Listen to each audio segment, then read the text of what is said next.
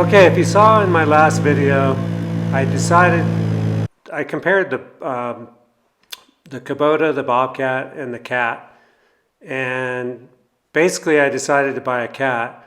But was it a big mistake or was it a good decision? We'll find out. So I first got this cat home, and right off the bat, it had a lot of problems. The front door fell off right away because they had the wrong washers, the wrong nuts on there. The right side, both wheels on the right side of this little cat were full of rope. Like they had ran, I don't know what they ran over, but this thing, both of this right side wheels was just packed with this rope. I don't know, I have no idea how they did that, but they obviously rolled through something and just kept going. But this thing, you can see right there, it was just packed. So I spent, a little time and got them all cleaned out, and then basically the rear right side and both sides, front and back, were full of this rope. So like I said, I just jacked it up, pulled the tire off. Tires are heavy, by the way, because they're solid. These are run flat tires, which are about $1,500 a piece. So that was pretty good that they came with this little cat. Anyway, I basically cleaned out the entire right side, front and back of these ropes, and literally, I don't even know how many pounds of rope, but it was a lot of rope. And so there was actually some baling wire too, like they ran over baling wire too. It's probably a good thing they had these run flat tires on, because I'm sure it would have popped the tire probably if it was a regular tire.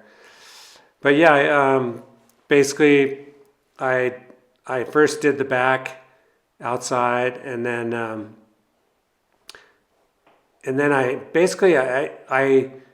I opened up the machine. Now you need to make sure you grab this little safety latch, that red safety latch in the back, and hook that. And then I decided to give it a really thorough check for any kind of leaks at all. So when I first looked at it before I bought it, it didn't appear to have any leaks anywhere, and I kind of looked around, but I wanted to do a little bit better thorough inspection, because it looked like the hydraulic fluid was low, and they claimed it wasn't low, but when I looked at the gauge, it was below the green part, so to me it looked pretty low. Now right here I simple green. I used some degreaser and simple green and really try to clean the inside of this up. This little skid steer has 1,600 hours, so it's not that bad. But the problem was the maintenance. They didn't really do proper maintenance on it. And they didn't appear to know how. So right here, I'm filling it back up with some hydraulic fluid, getting the gauge up to the kind of the middle of the green area. And then once I get it all cleaned out inside there, and there was really no problems in there, I get this thing bolted back down. And you can see at this point, I've already fixed the window, the front door, and the latches, and I've got new bolts on there, and I've re-siliconed the front door seal that goes around there. I basically cleaned it out and then taped it overnight with silicone. Now here's the front wheel. Same thing, just packed with this. I just don't know what these guys ran over, but it was a lot of shit. But anyway, yeah, I cleaned the back, and then I cleaned the front out, get these two things dialed in really nice. And the tires are heavy. They're hard to move around when you're trying to get them back on the lugs. But yeah, I did it. But anyway, so was it a bad decision? I would have to say at this point, there was a lot to do to make sure that I didn't have any bad problems in the future, because there was quite a few things that I was just surprised that they just neglected. So right here, I'm greasing the whole thing, And it did seem like it was lacking grease. I mean, usually you only have to pump it like 3 times and you're pretty good, but I put a little extra in all these because they felt like they were dry, like they hadn't been done in a while. So I got all the grease joint. There's about 5, I think there's 5 spots on each side, 5 or 6 on each side. Got those all greased up. Then basically it was time to really go through some of the fluid stuff. Okay, so the first thing we're gonna do is right back there, you see that silver container? It's got no marks on it right there. That's your hydro filter for your hydraulics. We're gonna change that because we don't know how long it's been and there's no date on it. So always write your date on the outside so someone can see it. Anyway, that's gonna be hard to film, so let me get that out of there.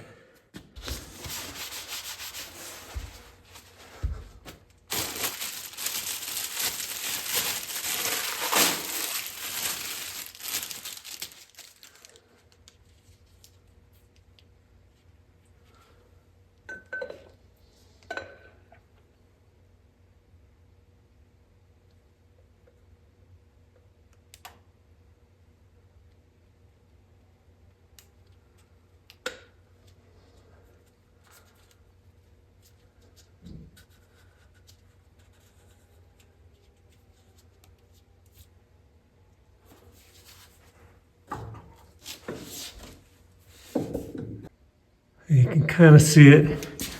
I don't know if you can see, let's see.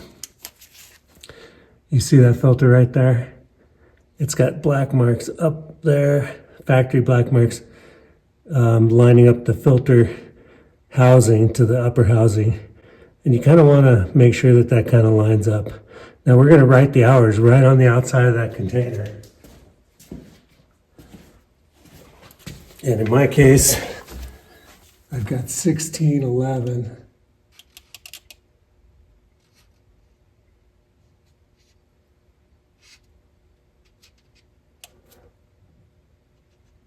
So we know that's when we change that filter. Okay, next up we're going to do the fuel filter. It's a little hard to video in these tight areas, but I'll give it a try. So what we want to do, there's a little clip right here. Okay. So there's a little plug right here.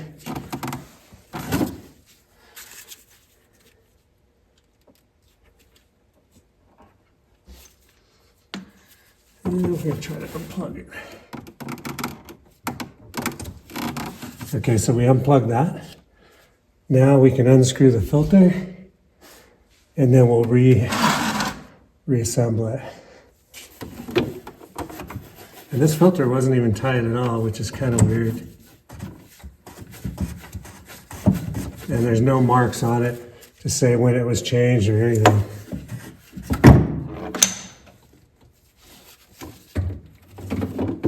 So we're going to pull this out.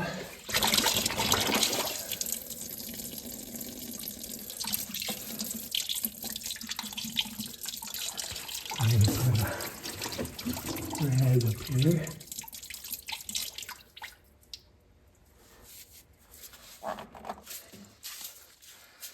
And we want to unscrew this bottom part.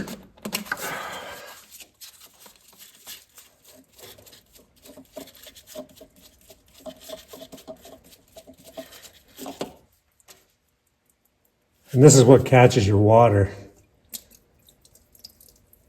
separator. And then here's our filter.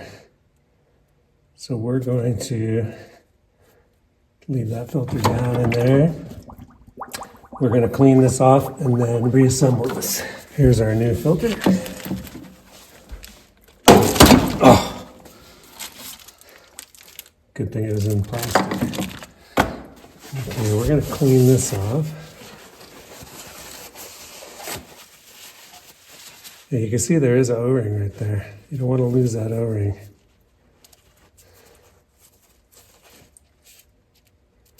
It just kind of sits in there like that. And we will see, I don't think they gave us some, yeah, there's no O-ring on here.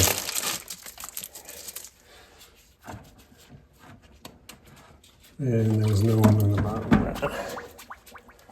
Alright, let's get clean. I'm going to check up inside there.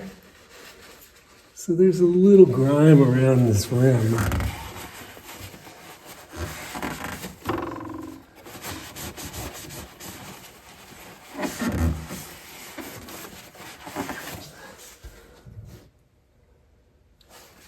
Looks pretty good.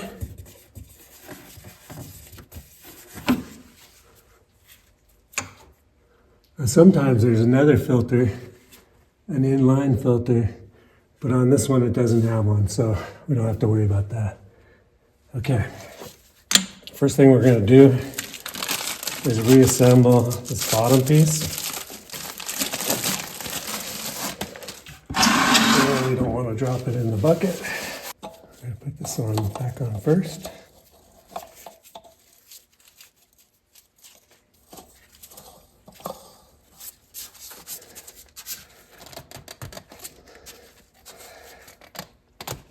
Okay.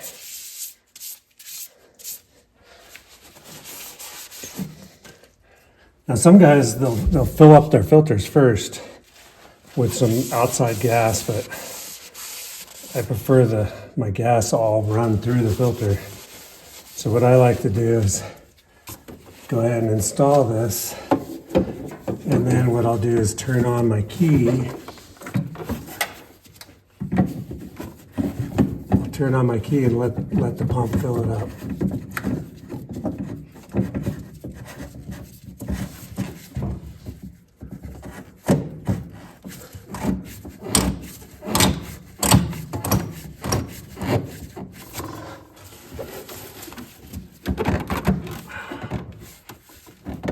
And these don't need to be on too tight either. Basically, you got the O-ring.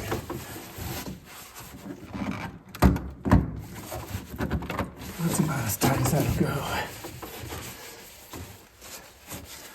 Okay, now filter's back on. We're going to plug it back in.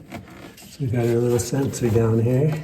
Okay, make sure that's plugged in real good. And we're gonna get a little zip tie and zip tie that back where it was. Okay, next thing we need to do is mark our mileage on there, our hours.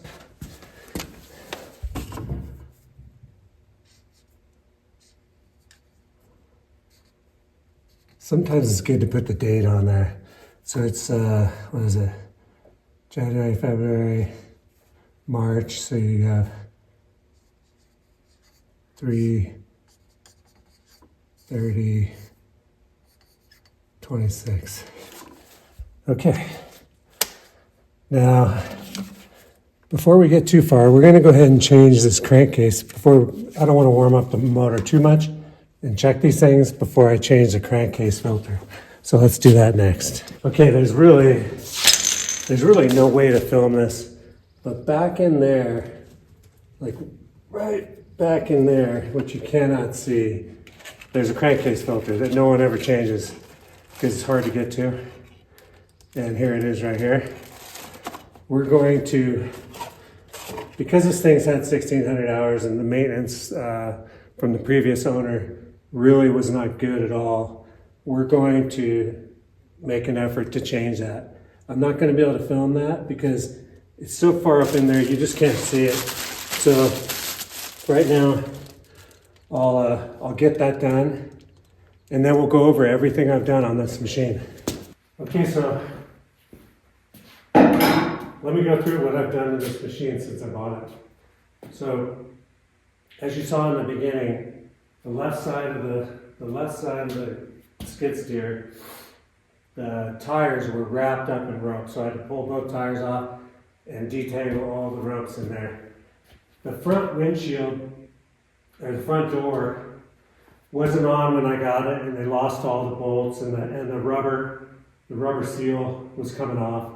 So I cleaned that, silicone that, taped it overnight, 24 hours, glued that back together, put new washers, the right size, new bushings in the windshield, in the front door, and also a new windshield wiper blade and a new spray nozzle for the blade because they were missing all that stuff.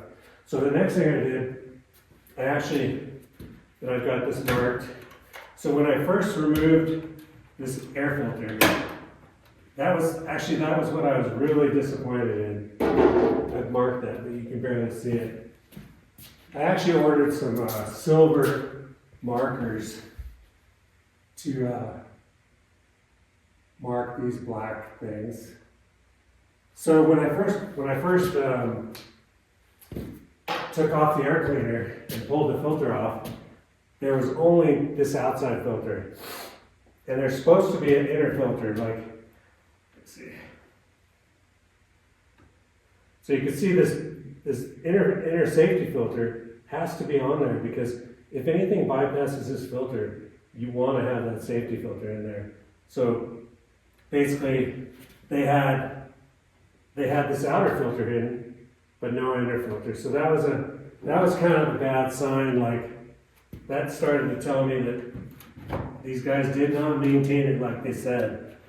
And so the next thing I did was redo this filter. Put new air filter, new inner filter, which is pretty easy. And then this piece right here, which lets out, it kind of causes a cyclone in there, and this lets out the dirt. And you can kind of just hit it once in a while and dirt will come out. And you should also blow this thing, clean these off every time you use it. Like I said, the next thing I did was an oil change, and it took 3 gallons to fill it up. And then I basically gunked the whole motor, which I'm going to do again today. And so after I changed the oil, I did oil filter, air filters. Then I just did the fuel filter, which you saw. I did the hydraulic filter, which you saw. And then I did the crankcase filter, which is really hard to get to, that you probably didn't see. So that kind of gets me back in feeling comfortable about the machine. Also, I've got it all greased up right now. So before I forget, we're going to need to just start it up. Actually, we're not going to start it up. We're going to turn on the fuel pump and make sure that thing fills up. We might even turn it on a couple times, and we want to make sure that doesn't leak. Okay, let's see if we got any leaks. The bowl is full.